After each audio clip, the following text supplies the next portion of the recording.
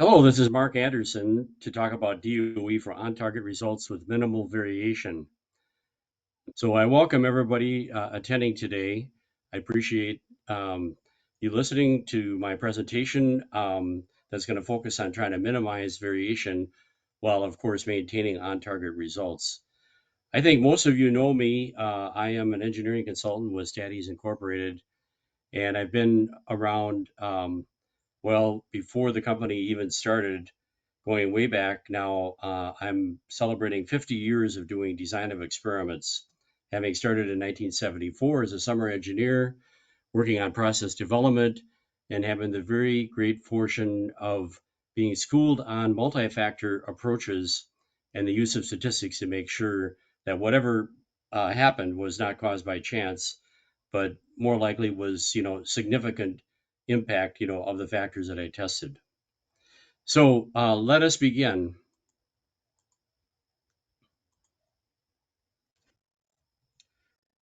Okay, so I would like to say to start with that I'm keeping the attendees on mute. It's just too hard with so many people attending to try to take anything on mic, and we oftentimes get people forgetting to turn off their microphone. So over the years of giving these presentations, it's been found that it's effective to just present, and then possibly I could pick up some chat, but even that is hard on the fly with a limited amount of time. So I really prefer that you would jot down questions as I work through or concerns, and then follow up afterwards to my email, which is mark@staties.com. Now, this presentation will be posted, the slides, and then there'll be a YouTube video of it that you can go back and view. I know one of the attendees here, Steve Bailey, who was in a presentation I gave for the ISSSP, which is a Six Sigma group, and he commented that I make a lot of red scribbles on my slides, and he was having trouble keeping up with it, and not being a member of that group, he couldn't get to it afterwards. So no worries. This will be posted to the YouTube channel, so just watch for that. There's a Staties YouTube channel that you can follow up with. Okay, so talking points for this presentation is to promote the modeling not only of the mean response from multiple measurements, but also the standard deviation, and thus consistently achieving on-target results. Just yesterday, I was talking to a client. I'm helping his company defend a patent on a product that reduces that increases the flame retardancy. And because there's such a great variability in the flame testing, he does 3 samples and then puts the average in. But then also he put down the standard deviation as a column, and we looked at that. And in that case, we didn't really see any significant changes in the standard deviation. But very often, as we'll see in a paper helicopter data set that I've got, the uh, the standard deviation itself can be reduced by changing certain factor settings. And wouldn't that be nice if we could not only meet all our requirements but do it consistently? The shame of it is that many people have these multiple measurements or multiple tests, or in the case of the helicopter, multiple drops. They have that data, but they don't bother putting it in and trying to do a model on it. And that's the part of it that I'm trying to encourage, is that if you have this data, you're generating a number of parts that say, and then putting in the average, which is great. Well, why not also do the standard deviation? So this is really the key focus of this presentation. Then we also have a case that is aimed solely at minimizing variation. Happens to be related to a fill issue where they don't want to overfill this food product because that would be a waste of money. But because of variation, they are not able to go below the label weight. So the more variation there is, the more overage they have to put in to make sure that no products that go out are below the label weight. But this would also be, of course, a case where we're trying to improve a test method. and we need to not only be accurate but also precise. And then some guidance on run sizing via power calculations, but it turns out that this is a fairly complicated topic, and this might be something that would be discussed in more detail at some point, by our top gun, Martin Besner, who's our PhD. So let's begin then and talk about modeling both mean and standard deviation. And we'll begin with this case study in the paper helicopter. Then I also have one that's a response surface method on single wafer etching that is taken from a presentation by Doug Montgomery. And then we'll continue on with the variation being a primary concern. And the product I was saying for the food is a soup filling, it's a dry soup. And then we'll talk about some of the caveats on calculating power and finally conclude. And then questions, please email those. So, so that's what I've got coming up here. All right. So if you're with me so far, again, and I'll do this frequently, give me the raise hand or thumbs up or some symbol that you have. All right, Margit and Alan, Len, good to have you on board, and so forth. Okay, great. So keep up the participation. Very helpful for me presenting, at a distance like this, because I'm a schmoozer and a people person, and I really like, doing a presentation in person when I can see, how people are engaged and speak to them. But this is a big advantage, being able to present at a distance, all the way around the world. So the trade-offs are worth it, I think. Okay, so modeling both mean and standard deviation. So I found this picture of this really cool sports car. Kind of like to have that. I don't know what this thing is on top, but it looks like it makes the car go really, really fast. Um, and the reason I put that in there is because I'm thinking in terms of a highly tuned sports car that a majority of the time is going to beat out the competition, but it's been tuned up so high that sometimes when the driver presses the gas pedal, it just goes bloop and it stops. And so in that case, it might pay to detune a bit and try to create a situation that's more consistent. And so that's really the focus of why we want to not only look at the mean performance but also the standard deviation. And like I say, because experimenters are so focused oftentimes on the mean performance, and they've got data, maybe they're making a series of runs with their car at different settings and putting the average in. And they oftentimes have that data on the variation, and they don't put it in, they don't model it, and I think that's a real shame. So we want to encourage people to make use of all the data that they've collected, and hopefully in a case like the race car analogy, you'll avoid stumbling at the starting line and consistently win your races. So the idea is that the data are already collected, and it's easy to calculate their standard deviation. You can just go into Excel, and there's a function there. You can copy and paste that into your favorite software, which hopefully is Stati software, but it could be some other software. And then you can analyze both the mean and the standard deviation. Okay, now I've got this little warning symbol that I like to put up from time to time when we get it a little bit into the weeds on statistics. But there is an angle that we have to consider with variation. As the standard deviation or variance, which is the square of the standard deviation, increases, the variation of the variation, which is the reason I'm putting this little warning symbol up, because it'll kind of bend your brain a little bit to think about that. But the variation of the variation does increase as the level goes up. And so therefore, you will do well by applying a log. It could be natural or base 10. I tend to work with the base 10 transform just because I go back to the days of trying to do logs on slide rules and anti-logs on slide rules, and the base 10 was a little easier to contend with. But if you're into the biochem type stuff, then maybe the natural log would be better. It's up to you. Now, when studying variation, quality engineers like myself, I'm certified with American Society of Quality, do so with a variance. That was one of the first things I learned in my journey on stats when I migrated from working in research and development to plant process improvement, and I had to really focus in on components of variance. Was it coming from the process? Was it coming from the sampling? Was it coming from the test method? One of my first experiences was that most of the variation that I measured in a components of variance study was actually from the test itself, which was kind of shocking to me because I was used to working in R&D. But in the plant environment, it was a different situation. So I learned fairly quickly that working in terms of variance, which is S squared, made sense because then the total variance can be broken down into the process and the sampling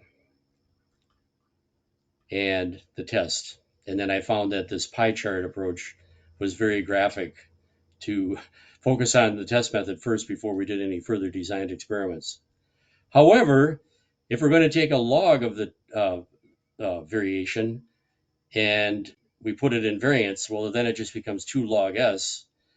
So what I suggest is for the DOE purposes when modeling is to keep it simple. Statistically, I call it the KISS principle. Put those in as standard deviations because that'll preserve the units of measure. Okay, so that's going to make it easier for the people that are not big fans of statistics, which I suppose might be most people other than us that are presenting and attending this presentation. Um, Unfortunately, but it's up to us to try to bring that torch of statistics forward and lighten the environment for people to understand what's going on. All right, so that's just a little sidebar on statistical detail. So let's begin with our case study on paper helicopter. Okay, so this is an experiment that I've done many, many times. My first exposure to this was George Box and some grad students that he had deployed working on a very elaborate um, series of experiments, screening, characterization, optimization, and I think they even did method of steepest ascent. And George Box came in and he brought the graduate students and they brought in a ladder and they dropped this amazing paper helicopter that I swear took 2 or 3 minutes to drop. As the time goes by, I think it was mid 1990s that I took this 1 week seminar in Madison. In my mind, that helicopter keeps going slower and slower as it, gradually rotates down to the floor from the ceiling height.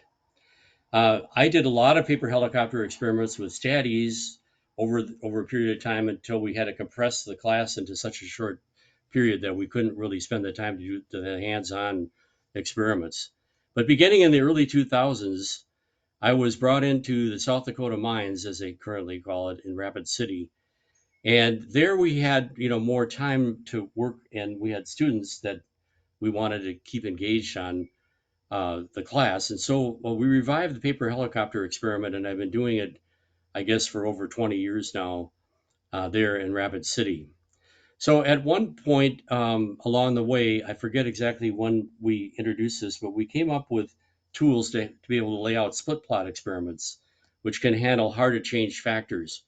So then I decided to set up an experiment with Brooks Henderson, who's a graduate of South Dakota Mines and worked with us for a number of years as a consultant.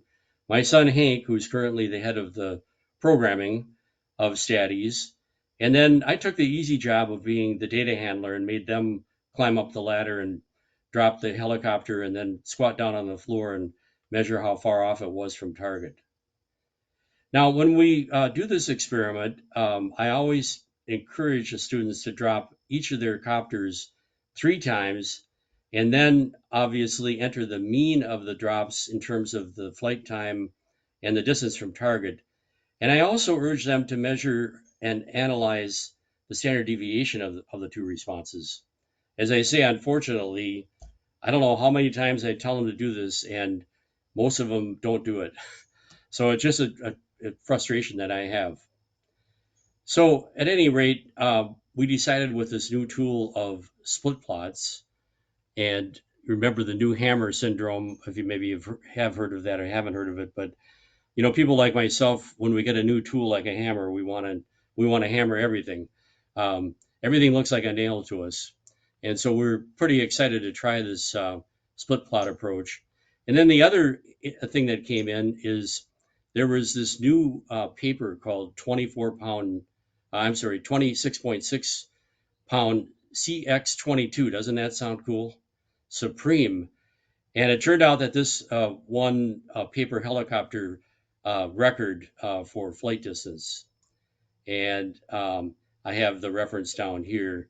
I won't pull it up, but if you go to the slide deck at our website and follow this link, it's very, very cool, very awesome what they did. And I did the work to track down this paper, and I found a source of it, and it was a lot of work, but I managed to get a hold of it.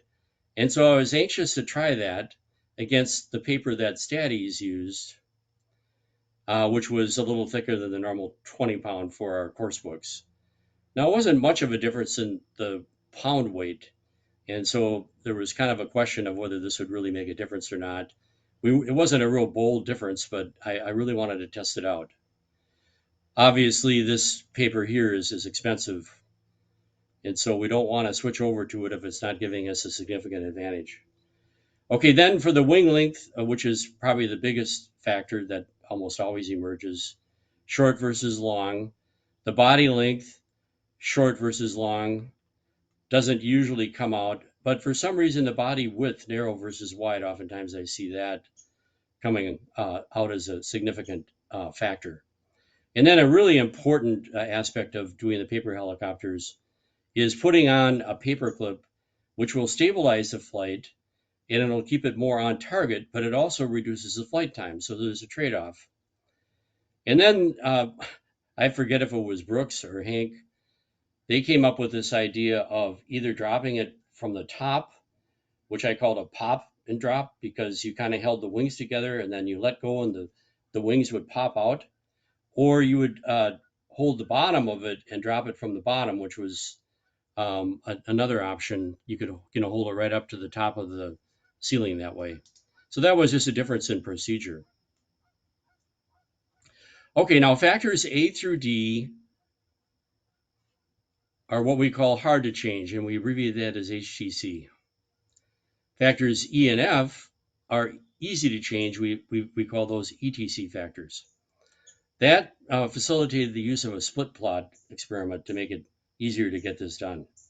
Now, of course, doing this at Statis, with me running the show and Hank and Brooks, who both are very knowledgeable as well, we all agreed that we wouldn't just put the mean in and try to model that, but also the standard deviation, for example, of the flight time.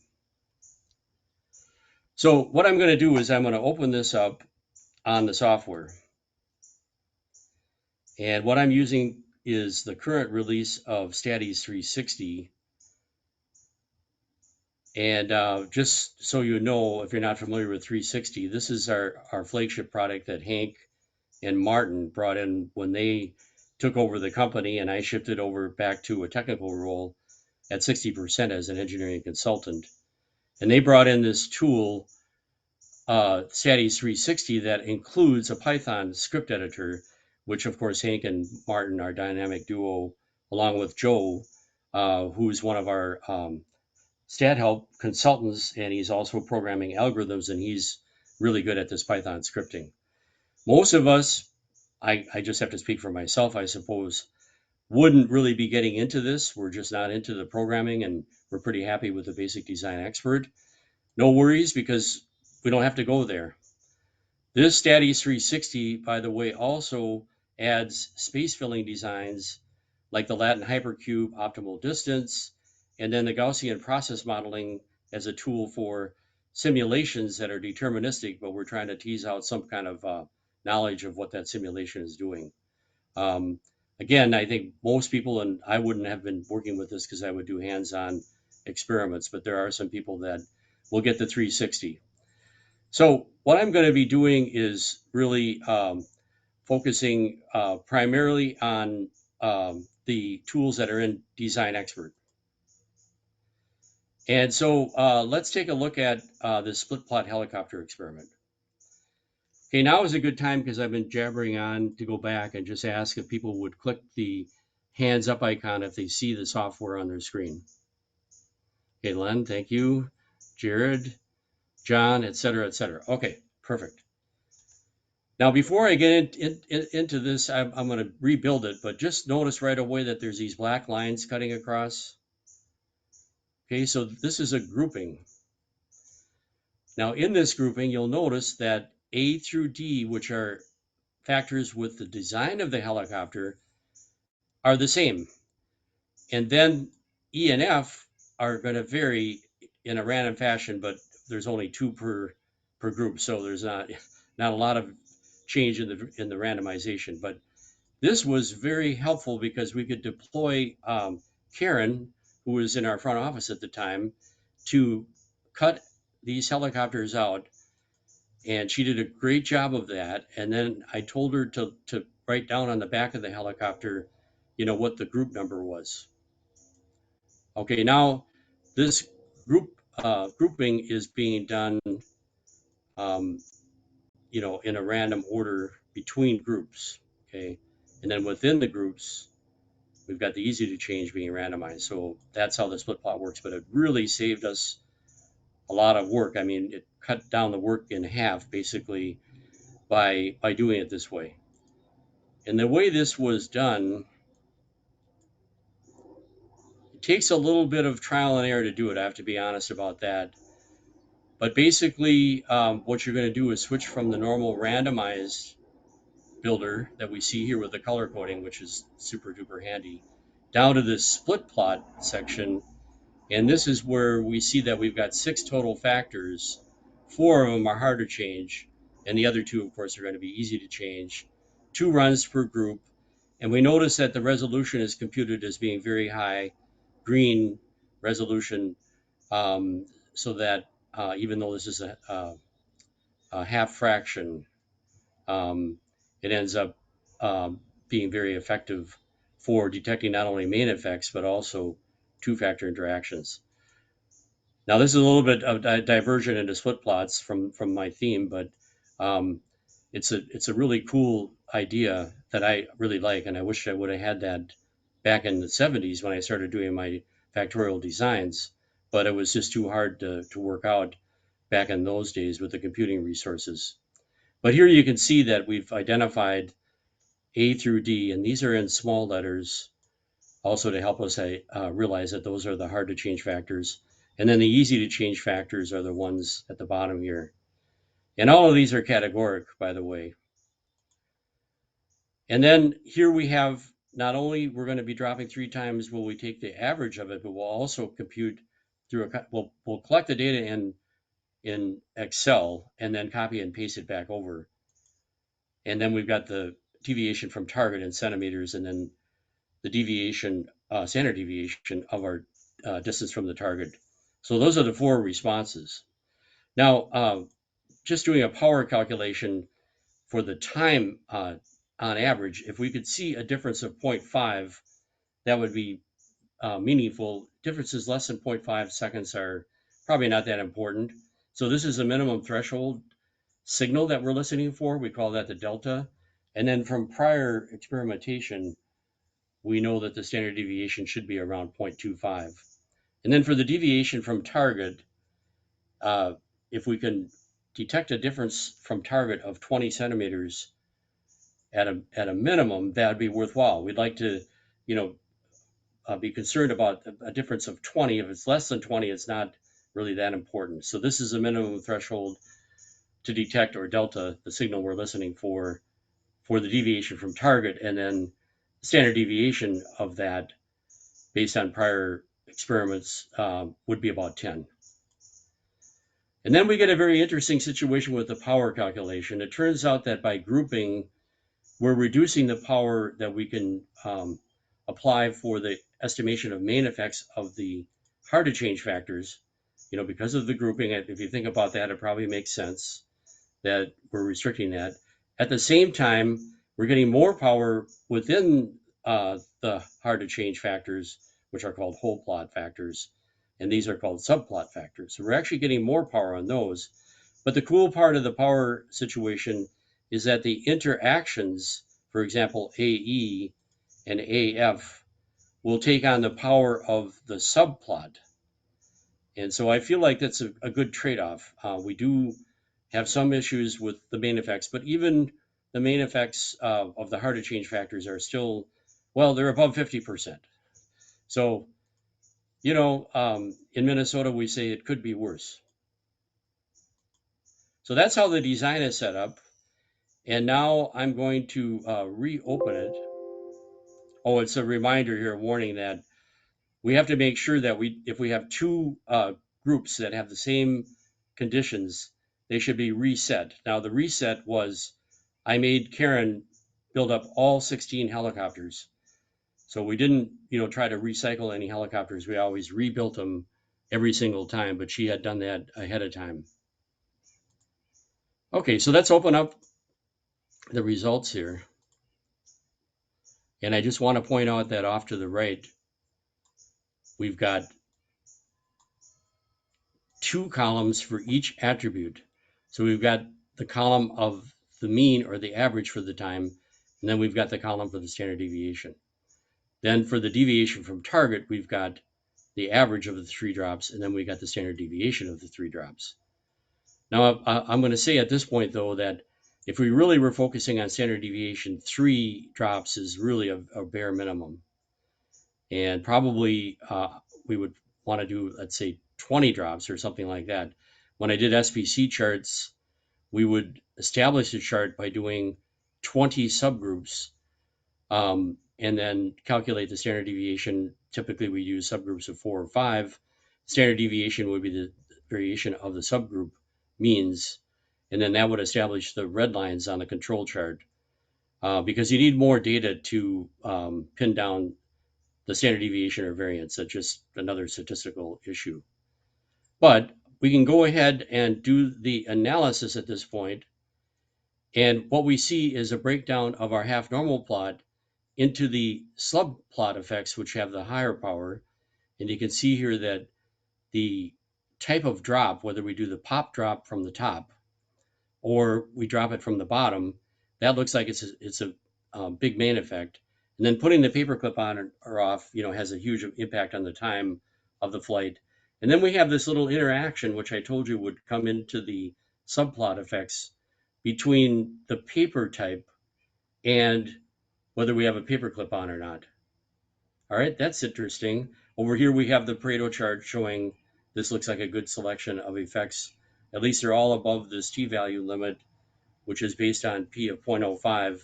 This is an uncorrected t-value. The corrected pairwise test is called Bonferroni, which is the red line.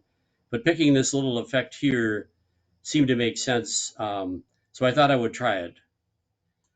Now for the whole plot effects, we already get A propagating over as a main effect to the whole plot because we need that to maintain hierarchy for the AE interaction. So that got pushed over into the whole plot effects with our hierarchy check. But now we also see that the wing length, which I told you oftentimes, almost always, invariably, I'd say, has an impact. Obviously, the longer the wing, the slower the helicopter is going to rotate and the flight time will be much better. And then we do calculation of p-values. We have to do some fancy footwork using this restricted maximum likelihood approach because of the structure of the split plot, and then using Kenward-Roger approximation for the p-values. But all I care about as an engineer is that I can get p-values out of this. Now there is one that's got a very high p-value, which is the type of paper on its own as a main effect. But because it's part of this interaction, which is significant at 0.05, we're including it to maintain model hierarchy. Then we have diagnostics. I won't go through that, but we didn't see anything out of ordinary. And then we have the impact here of, let's look at just any main effects that we have that are not part of interactions. Let's see, A is part of the interaction. B, the wing length. The longer wing length gives you longer time. What else do we have? How about F? It's better to drop it from the bottom because we get a longer flight time. The pop drop from the top didn't work as good, but it was worth a try. And then the interaction that we see here is that depending on the paper type, and I'm going to probably switch this, do it this way. I don't know if it makes any difference, but the new Super Duper Conqueror X22 Premier paper is the green triangles, and the standard copy paper we use at Staties are the red squares. And you can see the effect of the paper clip. There's a flip. We're putting the paper clip on with a lighter paper is reducing the flight time significantly. We want the longer flight times. We would normally go off with the paper clip and possibly the lighter paper. I think that makes sense. Does work better without the paper clip. So we would spend some time analyzing it. But the real focus on this, though, is to see if there's any impact on standard deviation. So let's take a look at that. And a couple things are popping out here. Well, literally the top drop pop is a factor that's affecting the deviation of the flight time, and the paperclip, which I expected that would for sure because of the stabilizing on the flight time. And then whole plot effects, there aren't any. All right, so now we get insights that you wouldn't get if you didn't bother to enter that data. So we see here that putting the paperclip on, no surprise, is reducing the standard deviation, which is a good thing. And what about F? Okay, so when we do this pop drop from the top, it creates a lot more variation. Now notice that this is in the log scale. The reason I notice that is because the bars at either end are varying. So the variation of the standard deviation is greater at the higher levels of standard deviation, and that's what we're recognizing by taking the log. All right, so let me just do a quick check. I've been talking for a while here. Are you still with me? Yes, okay, great, perfect. Okay, so now the target average, I'm gonna just kind of quick breeze through this. There were some subplot effects and no whole plot effects, but we had to carry in the D body width because it was part of this interaction DE. And so in this case, everything's on one plot with the interaction plot because we don't want to show the main effects only. And so we can see the deviation from target is minimized, which is what we want, by going with the wide body width and the paperclip on. Paperclip on. Let's see, let's flip this once. Okay, here's a flip on it. And so this should show the same story. Paperclip is on, but the paperclip being on had an effect only with the wide body. With the narrow body, it didn't really affect things. So a lot of insights are coming in here aeronautically for a chemical engineer like myself. And then Brooks Henderson, also I think chemical engineer, and then Hank, he's a programmer. So all of us were learning about aeronautics. Okay, so then finally, and this is again the theme of the talk, is why don't we look at the standard deviation of the difference of the distance from the bullseye on the target? Is there anything affecting that? Aha. Okay, here we have again the type of drop from the top, pop, or the bottom, paperclip on or off, and then an interaction between the body width and the clip. I think we saw that already with the target average. And then the whole plot effects, again, there we don't detect any, but remember the power is low on that. So we could be overlooking some main effects, but it's just what happens when you do a split plot. So the body width and so forth. So we continue on with that, but the time is running out. So I'm just going to cut to the chase and say, so then in the end, we want to maximize the time, the flight time, right? We want that helicopter to go fly as slow as possible. Um, I'm going to leave that R2 target off. We want to really focus on trying to minimize the distance off target and also minimize the deviation on that difference from target. And with these that I put in, admittedly, I was kind of pushing for something that would show me that the new Super Duper Conqueror X22 Supreme paper would be recommended to use that because I really wanted to buy that. So don't tell anybody, but I'll have to admit that I might have let some engineering bias come into play here and kind of game the system a little bit. But in the end, by putting in this goal for standard deviation from the distance from the target, we're getting a consistent flight of the helicopter. It's almost always on target. And isn't that a good thing? All right. Well, I spent too much time on that just because it was an experiment that I did. And so I've ended up with lesser amount of time for these other two examples.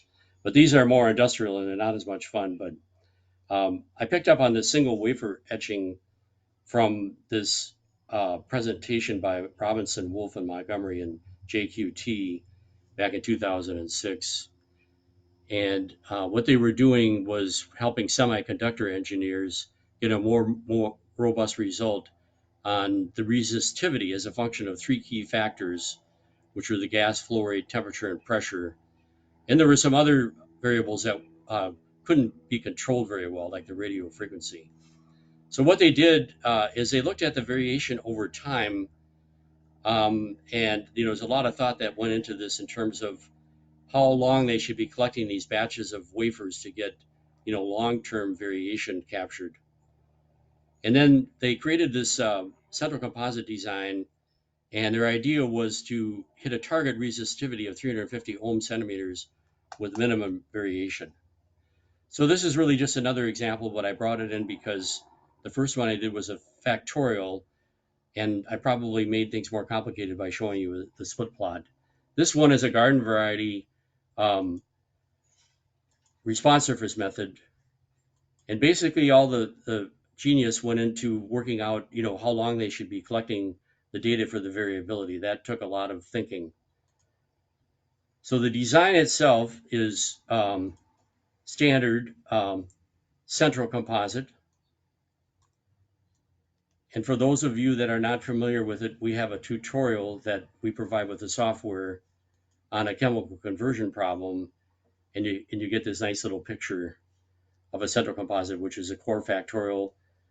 The composite includes a number of center points at the very center of this cube, and then these axial points are giving you leverage on the squared terms. Okay, so that's the central composite design. And then we've got the factors listed. These are just shown in the coded levels. You can see the projection of the axial star points going out according to the ideal that George Box worked out to create what's called a rotatable design that gives you equally precise predictions, equally distant from the center. There is a mean and a standard deviation, and now the data are going to be collected. And so here are the data off on the right here. And then it's just a matter of analyzing, and the mean resistivity ends up being fitted by a quadratic, but some of the terms are insignificant. And so I did an algorithmic reduction. I like the p-value backward approach, and came up with a model that was, had fewer terms and gave very good results. So, and diagnostics were good. And then we get these contour plots. And it doesn't look like A is really affecting a whole lot so much as B and C is. So if we do the contour plot in B and C, it'll be a little more interesting. with curvier lines, and the 3D surface will give you a little more curve. And then they had a certain target, I think it was 300, and it looks like we have to get the gas flow up to start to get into that 300 zone here. But we also need to reduce the variation of the resistivity. So what I did was I analyzed it as is, and I came up with a model. But then, as I mentioned, it's a good idea to use a log. And then I came up with a model, again, reducing. And the as is model actually might have been a little bit better, but I'm going to go with the log model just because that's kind of dictated by the nature of the response. And then all we need to do is go in and work out uh, how to hit this target of 350 with a spec range of 340 to 360 with a minimum on the standard deviation, and then we get our solution. Now, by the way, those with sharp eyes might have noticed I also use a tool called propagation of error, which helps you deal with variations on the input factors themselves, and it searches out the flat regions. So that was like icing on the cake in my original talk on this. I think I forget how far back it was, but this time around to keep it simple, I just focused on the mean and the standard deviation. Okay, so the best of both worlds, we're getting a targeted response on average, and we're also, getting at least a little bit below the level that we were aiming for on the standard deviation for this single wafer etching. All right, so far so good. Give me a signal.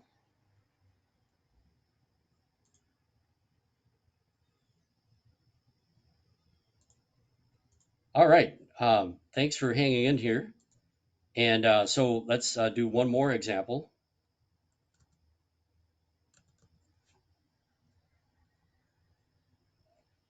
This one is a fun one, and it came in from somebody I've met. Oh, hold on a second, I haven't got to it yet. Oh, I just want to say before we get to the soup example that this idea of just focusing on variation being a primary concern is very common, especially when you're doing method development. And I happen to be talking with to Mike Mercer, who's based here in the Twin Cities, and Andy Kirsch is a 3M guy who I've met many times. And the two of them came in with a little example where they're focusing only on standard deviation. And this was published just recently in Quality and Reliability Engineering. Um, and what it was, and some of this information comes from my conversations with Mike and Andy, but they were working with a can manufacturer, and they were trying to get this highly automated gauge that measured the axial strength of this metal to be more precise. And so they set up a two-level factorial, and they strictly focused on variation results, and they ran 30 parts per condition and measured each of those 30 parts. And then they entered in the standard deviation and worked on that. So I just wanted to point out that variation being the primary concern is something that does happen from time to time, and not just show one example, but also this example from Andy and Mike. All right, so now moving into the case study that we've been presenting for some time from Lynn Hare, who I've also had a chance to meet a number of times. He did a really good study, which was published in JQT way back when. And we oftentimes use this to demonstrate the idea of a fractional factorial on 5 factors doing a 1/2 fraction, which would be a 16 run half fraction. And in this case, they varied the number of mixer ports used to add vegetable oil. They either turned the cooling water on or off, which affected the mixer jacket temperature. They changed the mixing time. They changed the batch weight, and then they had a delay between mixing and packaging. They could let it sit in these tanks, and I suppose it let the vegetable oil permeate, into the soup to make it more flowable. Let's take a look at the data.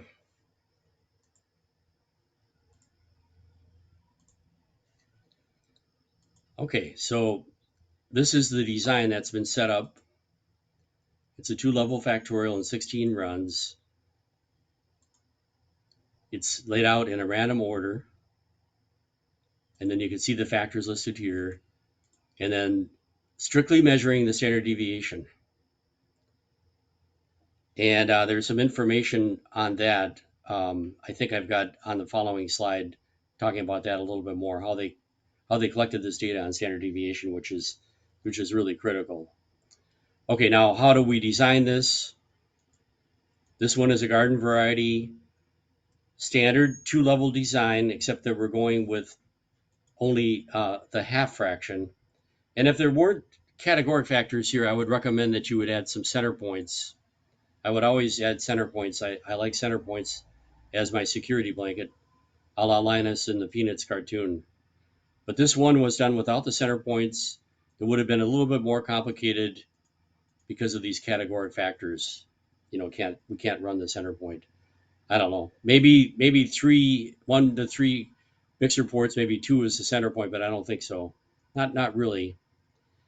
The power calculation looks pretty good for seeing a difference of 0.35 grams, and there's an economic reason. As I mentioned, they're trying to reduce the variation so they don't have to put as much overage on the weight per soup, and then the normal variation, and then you have the power calculation. This again is a little bit of a mind bender, but Martin has told me time and time again, he said, Mark, don't get all tied up in knots on this. Just do it. When you're dealing with the standard deviation as a response, you can still apply this power calculation, but there are some angles that we have to be concerned about, which I'll mention. Okay, so now we look at this. Well, the data was collected, so we might as well analyze it.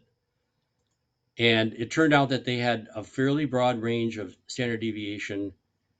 And we're really looking for, differences of, let's say, 5 to 10 fold on standard deviation from these DOEs that are done just on variation. We need to see a much bigger difference in standard deviation than we would just on the mean because of the way that standard deviation varies.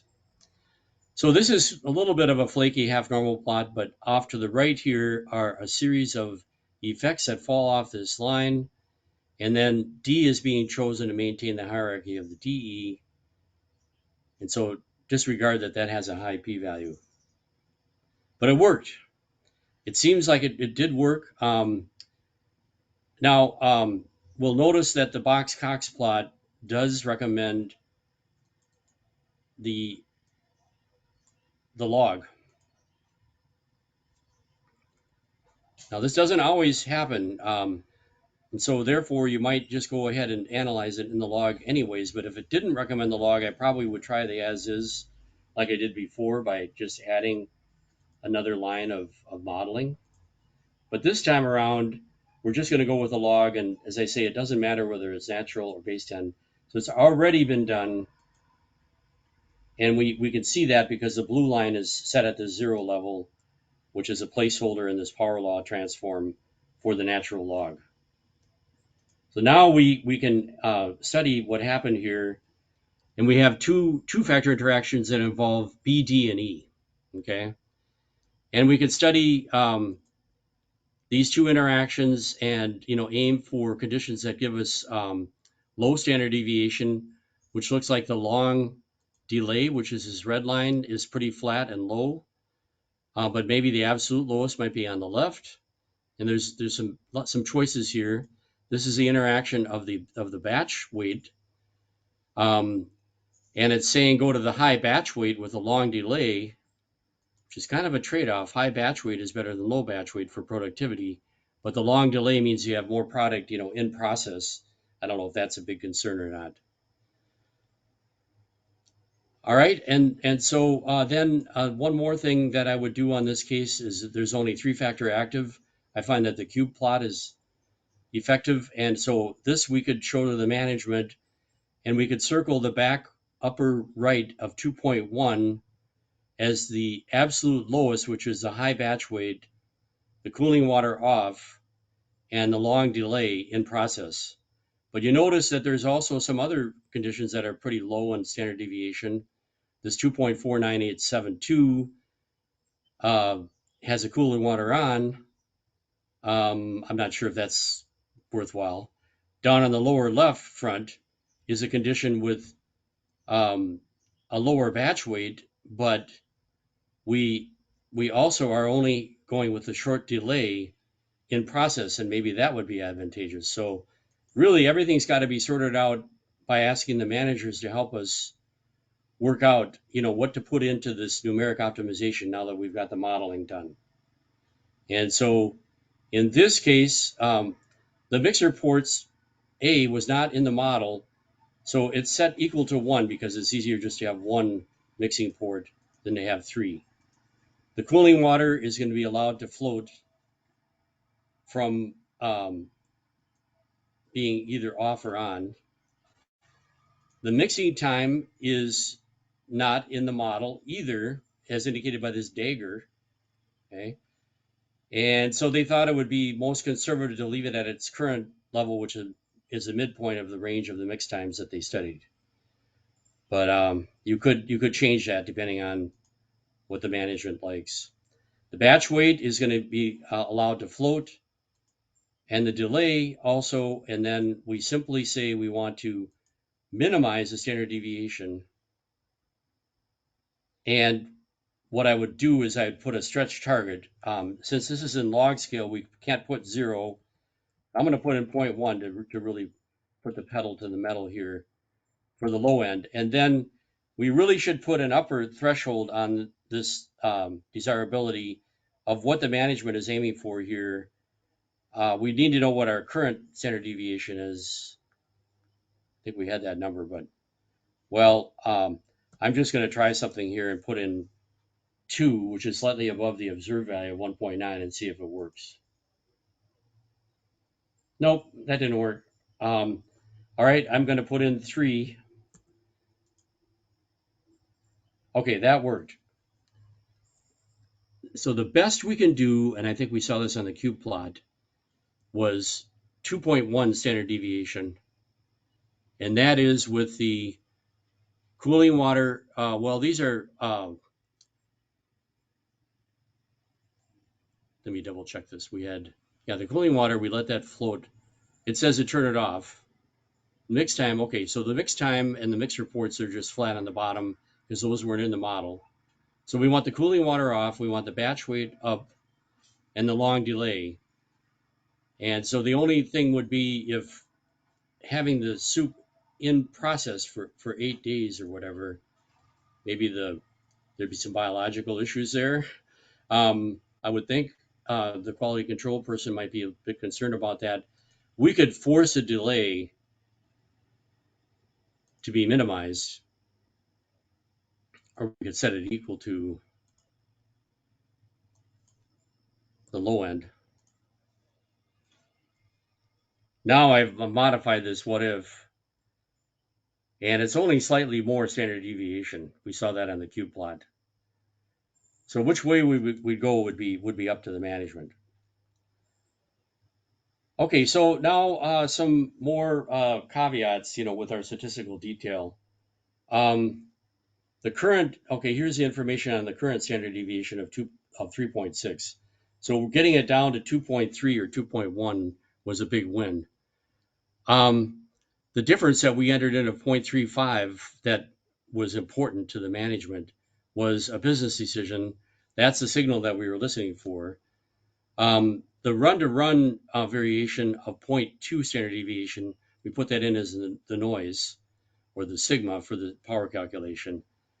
And as you saw, entering these two values produced a good power for the 16-run DOE. However, there's a catch. When the response to standard deviation, the sigma becomes inflated at lower sample sizes. So this is something you may want to consult a PhD statistician like Martin on if you're getting involved with.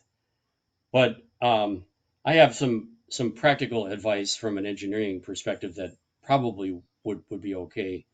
In this case, they had plenty of data on standard deviation because they took a set of 5 samples every 15 minutes which gave them between 25 and 30 sets of these 5 observations.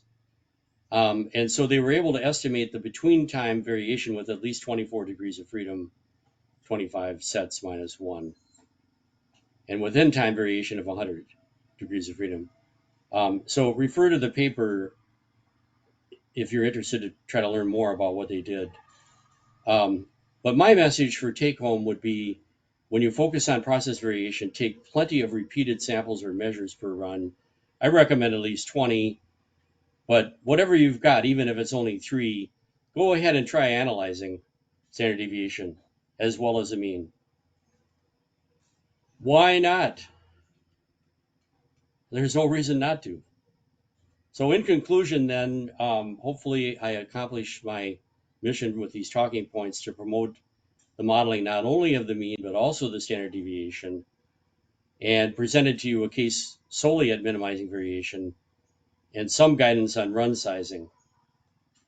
Okay, so I got to ask, did this hit the spot of what you were hoping to hear? Give me a signal back.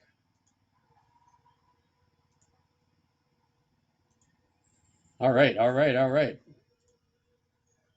Okay, thanks for the positive feedback. Of course, I'm asking for it. Related webinars are listed here. Richard, who's pictured here, is one of our trainers. He's a contract employee of Staties, but he's been working with us for a long time, and I've known Richard for decades. And he's talking on related topics. One of them was presented on the 28th of August, and then he's doing another one on October 9th. So look for the details on our webinar page for that. And then references. Again, I'm not shy. Being the main author of these books, and I spent a lot of time and effort on it. These would be some good references, although I don't spend a lot of time on these issues of measuring standard deviation. But if you're looking for good references on factorial design, response difference methods, these are it. And then if you're interested in training and you want training on factorial design, response difference methods, our modern DOE class is really good. If I do say so myself, because I work on the materials and one of the primary trainers, I think it's a really great course. So thank you for attending. I've used up my time, plus a couple more minutes. I got a little bit excited on the paper helicopter experiment. Um, Otherwise, I might have been exactly on time, but hopefully you'll forgive me on that. And so for now, then, that's it. I'm going to say so long and bye-bye. Get back to me. Please email questions, mark@staties.com, and let's connect on LinkedIn. Thanks, everybody. Take care now.